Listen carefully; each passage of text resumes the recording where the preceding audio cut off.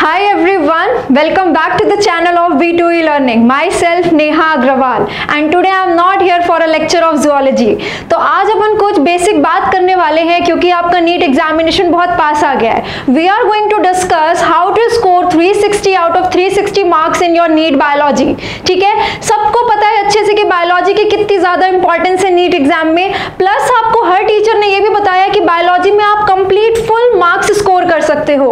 So let's see कि इतना जो टाइम आपके पास बचा है उसमें आप ये काम कैसे कर सकते हो. इज इट स्टिल पॉसिबल कि आप अब जो ड्यूरेशन बचा है नीट का एग्जाम पोस्टपोन हो या ना हो, जितना ड्यूरेशन बचा है उसमें क्या आप नीट के एग्जाम में बायोलॉजी में कंप्लीट 360 मार्क्स स्कोर कर सकते हो और आप अपनी बायोलॉजी की प्रिपरेशन इतने कम टाइम में जो टाइम बचा है उसमें बेस्ट कैसे कर सकते हो. ठीक है, सो लेट्स स्टार्ट कि अपने ने करना क्या है. अपने ने सबसे पहले एक चेकलिस्ट बनानी है बायोलॉजी के सारे चैप्टर्स के लिए. ठीक है, आप एक पेपर पे लिखोगे बेटा कि आपके पास बायोलॉजी के ये चैप्टर्स हैं. अगर आपको लगता है आपने कोई चैप्टर भी रिसेंट में पढ़ा है, दोबारा उसको स्टार्ट करना बोरिंग है, बार बार आप लूप में स्टार्ट कर रहे हो, so what you can do is आप अपने हिसाब से चैप्टर्स लिख लो. You can like go with any random chapters in the sequence.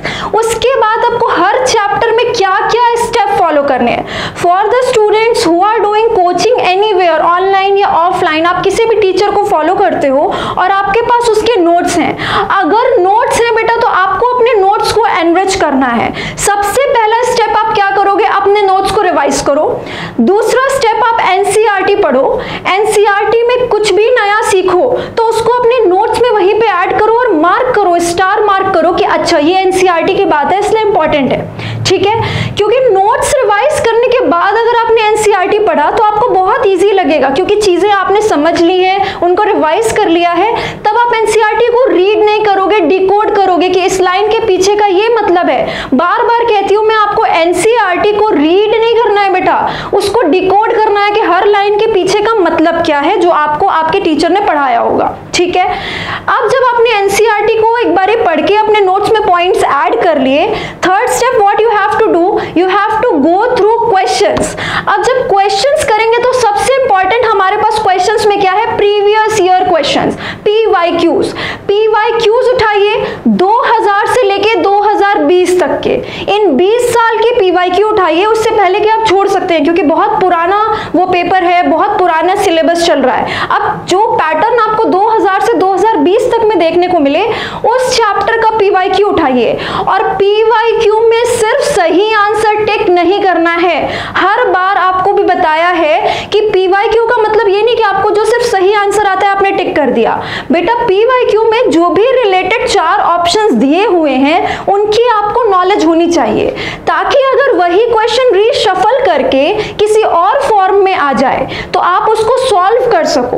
और अपने पीवाईक्यू को सॉल्व करते टाइम वहां से जो भी नया सीखो उसको अपने नोट्स में ऐड करो. इस तरह से तुम्हारे नोट्स बहुत ही एनरिच हो जाएंगे. ठीक है, जैसे कि आपने कोई देखा होगा कोई मैच दी कॉलम है, कभी कभी आपको उसमें कुछ चीजें नहीं आती पर वो इजीली मैच हो जाता है बिकॉज वो क्वेश्चन आपके लिए इजीली फ्रेम किया गया है.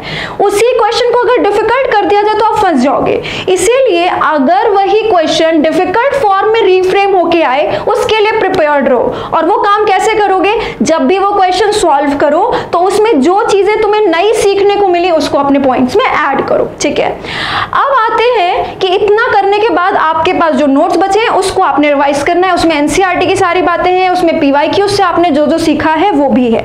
इसके अलावा सिर्फ एनसीईआरटी के थ्रू अगर आपको जाना है, कुछ अगर ऐसे स्टूडेंट्स हैं जिन्होंने कहीं पे कोचिंग नहीं ली है, जिनके पास कोई नोट्स नहीं है, then don't go through any new notes. पहले तो एक बात दिमाग में अच्छे से रखिए कि कभी भी आप दूसरे के नोट्स से अच्छे से नहीं पढ़ सकते हैं. अगर आप सोचो आजकल टेलीग्राम पे everything is available, her teacher के नोट्स आपको मिल जाएंगे, हर कोचिंग के मॉड्यूल मिल जाएंगे, उसमें परेशान होने का टाइम खत्म हो चुका है. अब आपके पास जितना टाइम है उसमें आपको बहुत ही ज्यादा डेडिकेटेड रहना है, बहुत ही ज्यादा क्लियर रहना है कि मैंने ये चीज इतने टाइम में कंप्लीट करनी है.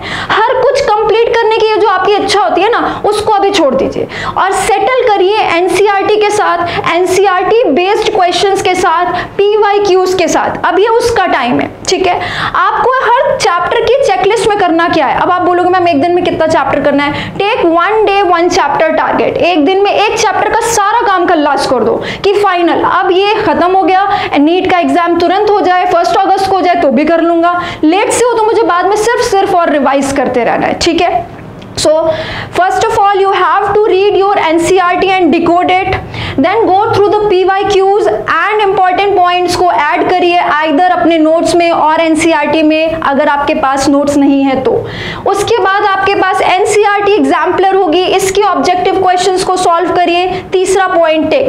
और आप NCERT पढ़ते पढ़ते अपने लिए एक इजी काम कर सकते हैं, फ्लैश कार्ड्स बनाना। NCERT में मान लो कोई मैकेनिज्म पढ़ लिया, लेट्स से मसल कॉन्ट्रैक्शन का मैकेनिज्म पढ़ लिया, तो मसल कॉन्ट्रैक्शन का मैकेनिज्म के जो जो स्टेप है उनको एक फ्लैश कार्ड के फॉर्म में लिख लो, क्योंकि एनसीईआरटी में तो पूरी पूरी लाइनें दी हैं, हर बार तुम लाइन पढ़ के रिवाइज करो इतना तुम्हारे पास टाइम नहीं है, तो उसकी सारी इंपॉर्टेंट बातें ऐसे फ्लो चार्ट के फॉर्म में लिख लीजिए। अगर आपके पास एनसीईआरटी में जगह है वहां लिख लीजिए और make a separate flash card and stick it on the same paper, ठीक है। इस तरह से आपने एनसीईआरटी की सारी चीजें कवर की, एनसीईआरटी पढ़ा, उसका एग्जाम्पलर सॉल्व किया, उसके इंपॉर्टेंट मैकेनिज्म्स और चीजों का फ्लैश कार्ड बनाया, और प्लस बेटा आपसे जो भी एक्स्ट्रा पूछा गया है पीवाईक्यूज में आपको मिलेगा उससे रिलेटेड बातें तैयार की, ठीक है। ये मैं इसके लिए बता रही हूं कि अब आपके पास जितना टाइम बचा है उसमें आपको अपनी स्टडीज को थोड़ा स्ट्रीमलाइन करना पड़ेगा, एनसीईआरटी और एनसीईआरटी बेस्ड में जाना पड़ेगा। एनसीईआरटी बेस्ड में जो एक्स्ट्रा पढ़ते हैं उसका अब आपके पास ज्यादा टाइम नहीं है, इसलिए पीवाईक्यूज से हेल्प लीजिए। Now this is the time जब आपको ये सोचना छोड़ना पड़ेगा कि मैं पूरा चैप्टर बैठ के पढ़ूं 1-1.5 महीने के समय में, ये कोशिश छोड़ दीजिए। अगर आपको ज्यादा से ज्यादा मार्क्स स्कोर करने हैं तो आप पीवाईक्यूज में आपको जो एक्स्ट्रा टॉपिक्स मिल रहे हैं सिर्फ उन पे फोकस करिए और उनको तैयार करिए, ठीक है, क्योंकि अब आप 1 महीने में पूरा डिटेल हर चैप्टर का नहीं पढ़ सकते, तो आप कम टाइम में अगर स्मार्ट स्टडी करेंगे तो आप ज्यादा स्कोर कर सकते हैं। नेक्स्ट आते हैं बेटा कि कब पढ़नी कैसे एनसीईआरटी पढ़ते वक्त किन किन बातों का ध्यान रखना है। सबसे पहले तो उसकी थ्योरी पढ़ोगे, अगेन बताया रीडिंग नहीं करनी है, एनसीईआरटी की हर लाइन को डिकोड करना है, पहली बात। पढ़ने के बाद समरी पढ़ना मत भूलना, summary is also very important, her chapter की समरी पे ध्यान देंगे। जब पढ़ लिया तो उससे आप फ्लैश कार्ड्स बनाएंगे, फ्लो चार्ट्स बनाएंगे, लास्ट मिनट रिवीजन के लिए, लास्ट 10 डेज में सारे चैप्टर्स को फिर से रिवाइज करने के लिए, एग्जाम में जाने से पहले उनको देखने के लिए। जितना क्रिस्प में आपके पास शॉर्ट में सब कुछ होगा, आपका रिवीजन उतना कम टाइम में दोबारा हो सकता है। गो through the diagrams very well, diagrams of NCERT, each and every diagram of NCERT is very important. आपको नीट के एग्जाम में जो भी डायग्रामेटिक क्वेश्चंस पूछे जाते हैं that is from NCERT only, उसकी हर एक लेबलिंग पे ध्यान दो। सोते उठते एनसीईआरटी पलट के पेजेस देखते रहो और उसमें देखो एनसीईआरटी का चाहिए डायग्राम में ये लेबलिंग कर रखी है, क्योंकि आपको सीधे वही डायग्राम उठा के और उसी में कोई ABCD करके ऑप्शन लगा के आपको ऑप्शन पूछेगा, तो आपको ध्यान रखना है आपने कौन कौन से डायग्राम में क्या क्या लेबलिंग कहाँ पे पढ़ी है एनसीईआरटी में, वेरी इंपॉर्टेंट। और डायग्रामेटिक क्वेश्चंस आते ही आते हैं।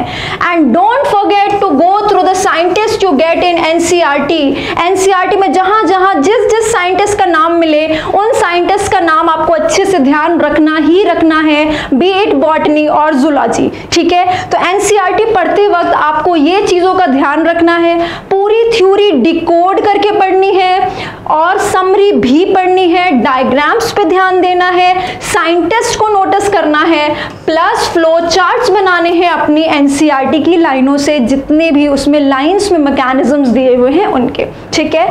So now you know how to read NCERT.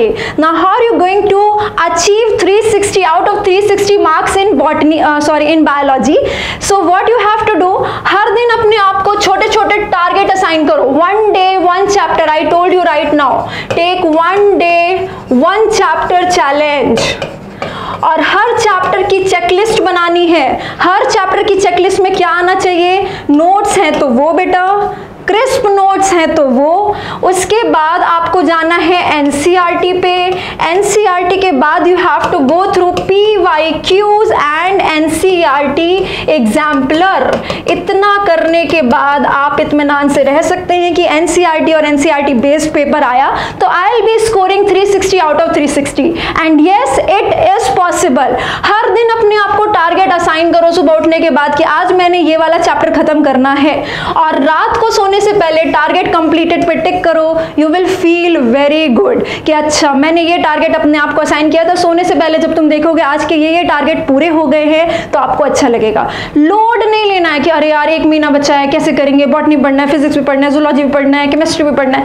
Load लिए बिना करना क्या है, हर दिन के लिए अपने आप को पिछली रात सोने से पहले टारगेट दीजिए और वो टारगेट को छोटे छोटे पार्ट्स में डिवाइड करके एक पेपर पे लिखिए। जैसे जैसे वो टारगेट पूरे होते जाए उनके आगे टिक करते जाइए। अपने आप आपके अंदर से आएगी उमंग कि मुझे इन पे टिक करना है, रात को ये सारे टिक देख के सोने हैं। ठीक है, you will be feeling very good and you will be feeling motivated as well. ये आपके लिए सेल्फ मोटिवेशन का काम करेगा। ठीक है, इस तरह से आप अपने आप को टारगेट असाइन करके, टारगेट कंप्लीट करके, 1 डे 1 चैप्टर का टारगेट लेके NCERT, PYQs, NCERT एग्जाम्पलर सब कुछ अच्छे से कंप्लीट कर सकते हैं। And last but not the least बच्चों, डोंट फॉरगेट, आपको अपने अंदर से पॉजिटिव एनर्जी लाना बहुत ज़रूरी है। टेंशन को कम करिए ताकि आपका माइंड थोड़ा सा काम रहे और आप जो सोच रहे हैं आप वो अचीव कर पाए, आपके माइंड में नेगेटिविटी ना हो। So think like it that yes it is possible, I can score 360 out of 360 in this span also.